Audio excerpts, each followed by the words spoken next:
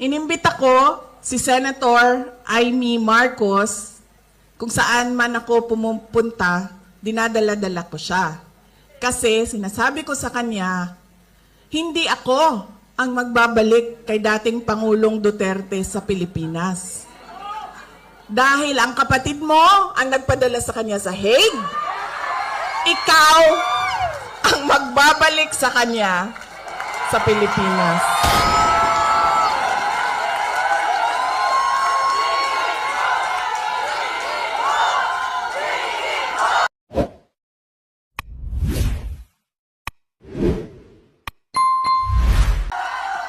Ang gulo-gulo niya! Naku talaga naman!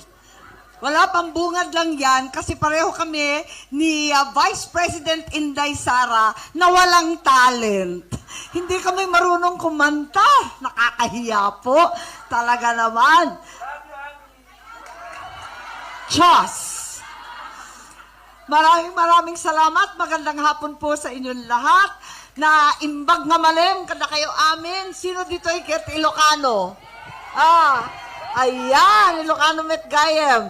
At maupay nga kulo pa inyong nga tanganan, mawaray-waray. Maayong hapon sa inyong lahat. Assalamualaikum, warahmatullah, wabarakatuh. Tuwan-tuwa po ako makapiling kayo at palibhasa nag-English si Robin. It's a great joy and privilege to join you this afternoon. A welcome respite from the travails of politics and the Senate. At least nakaligtas kami, nakatakas kami ni Robin. Talaga naman, hindi ako sanay dyan sa Senadong ganyan, paupo-upo. Higit sa lahat, walang humpay na bardagulan. Talaga naman. Bago ang lahat, nais kong batiin, Rosella Bedwa Orbeta. Palakpakan natin, Pangulo Maisog, Kuala Lumpur. Nako, talaga naman ang titindi. Ang ating pinakamamahal, ang ating Attorney J.V. Hinlo. Huwag kang mainip, kampanya pa more, malapit na. Dr. Richard Mata, huwag mo akong salbugan, ako ang marites ng Senado ngayon. Attorney Jimmy Bondo, ba't ang dami-dami mong alam?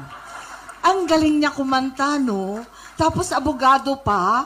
At higit sa lahat, nag-honeymoon pa yan, bagong kasal. Ang Attorney Isabel, alam naman ninyo, baka umalis dito buntis na.